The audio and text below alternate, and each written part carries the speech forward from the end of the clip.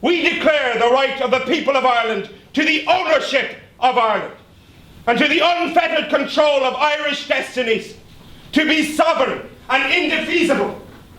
The long usurpation of that right by a foreign people and government has not extinguished the right, nor can it ever be extinguished except by the destruction of the Irish people. Well, this is the initial launch by Sinn Féin of major events that we're planning to commemorate the Easter Rising in 1916, and we hope that the events will draw the public in to learn about the history of the event itself, and in particular the vision behind those who took to the streets of Dublin in April 1916 to try and set up a republic in this state, and a republic that has not been brought to fruition as yet. And I believe that Sinn Féin's event around the GPO and around O'Connell Street during 2016 will draw in huge crowds, and that they'll learn all about our history during that period. Sinn Féin commemorate the men and women of 1916 every single year. Next year is a massive event for us. We've launched this document here today because of the government's inadequacy to put on a meaningful programme of events. We want this programme of events to be as inclusive and meaningful as possible.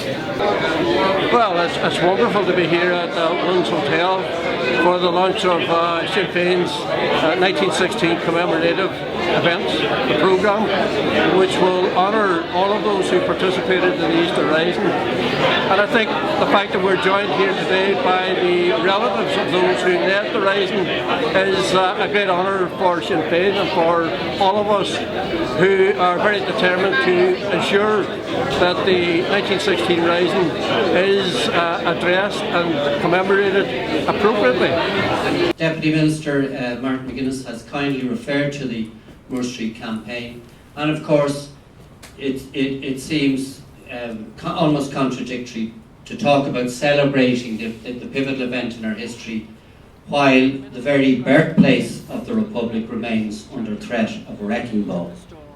As recent as a couple of days ago, the Minister, who has direct responsibility for the National Monument under the regulations, under its preservation order, made a statement that should be challenged. She said that Dublin City Council recently had rejected the idea of a commemorative centre at 14 to 17 Moore Street. Dublin City Council did no such thing. Dublin City Council, under the leadership of Sinn Féin, for the first time took a principled stand in opposition to the proposed destruction of the last extant 1916 battlefield. And we commend Sinn Féin for taking that lead.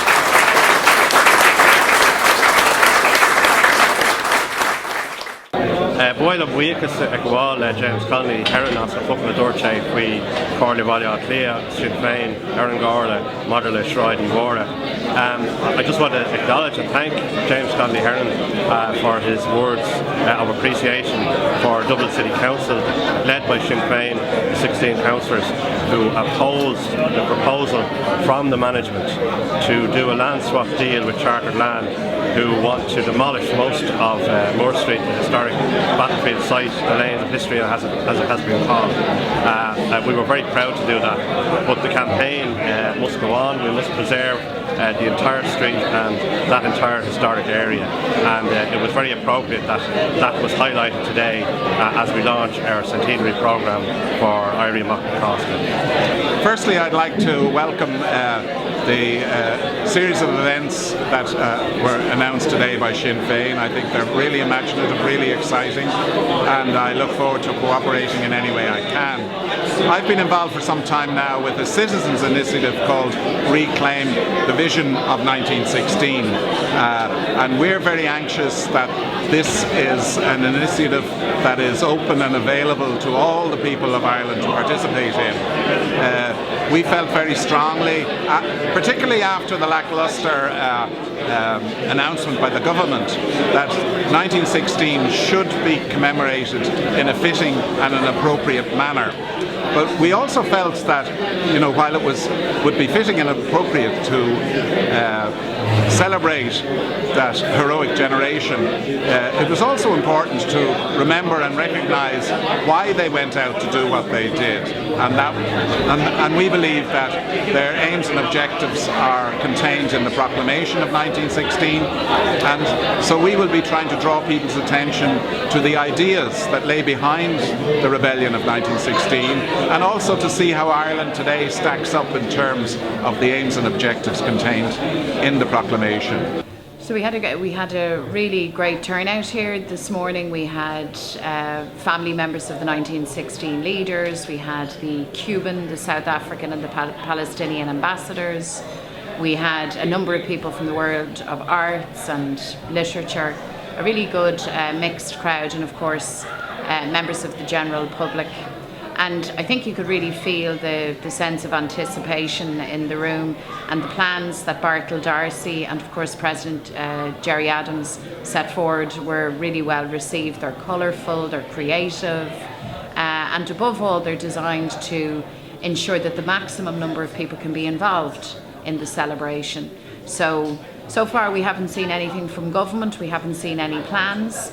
I hope that they will rectify that quickly. I hope the plans will be of an appropriate scale and an appropriate nature to mark what were the most historic events in the political and social life of our country.